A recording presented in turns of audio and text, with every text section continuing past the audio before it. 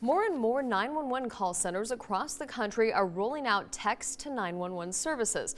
Now, the upgrades come as texting becomes the main mode of communication for many people.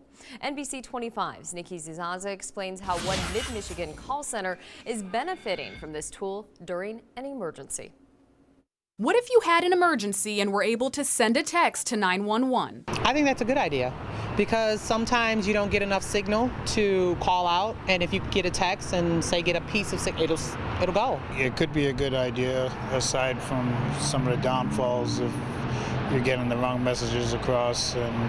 A long talked about system which allows residents to text 911 rather than call during a dire situation. If you're in a situation where you're hiding in a closet or under a desk from somebody's trying to get to you, and texting would be an appropriate use of it because that way you can be silent and hide from that person.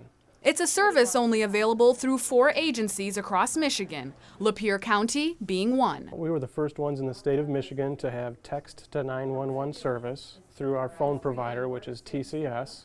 This system enabling people to have safe and easy access to emergency dispatchers. Today we took a text to 911 call from a young person who was worried about a friend of theirs who was talking about doing a suicide pact.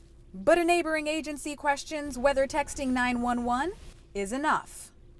Our concerns would be about traceability and identifiability.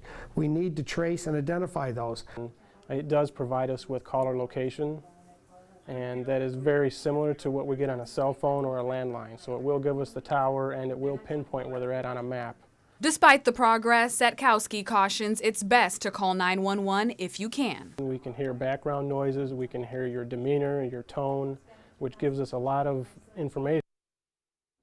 Now, fake or prank calls will result in criminal charges. It's the same for those who abuse the texting option.